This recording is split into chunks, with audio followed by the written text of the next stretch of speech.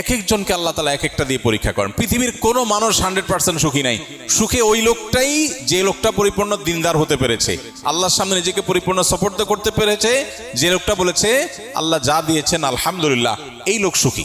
কারণ তার কোনো দুঃখ নাই, তার এক্সপেকটেশনই নাই। এক্সপেকটেশন না থাকলে আর দুঃখ আসবে কোত্থেকে? সে আশাই করে যে সুখের জায়গা হলো জান্নাত, এটা দুনিয়া, এখানে সবকিছু মন মতো হবে না। কারোর স্বামীটা অনেক ভালো, শাশুড়িটা খারাপ, কারোর শাশুড়িটা ভালো, স্বামীটাও ভালো, কিন্তু দেবর ননদ গুলো অমানুষ। কারণ হয়তো এগুলো সবই ভালো মাশাআল্লাহ, কিন্তু পয়সা নাই। কারোর আবার পয়সা আছে, সবই ঠিক আছে, কিন্তু স্বামীটার চরিত্র খারাপ। আছে না নাই? এক একজনের এক এক সমস্যা। আরেকজনের সব ঠিক আছে, কিন্তু স্বামীর মুখতে সারাদিন দুর্গন্ধ বাইর হয়। মানে মাইনর ছোটখাটো ইস্যু আছে, যেটা তার জন্য অনেক কষ্টের। ইমানদারের জন্য সান্ত্বনাটা হলো কোথায়? দুনিয়া, এটা জান্নাত না। এখানে সব কিছু মন মতো।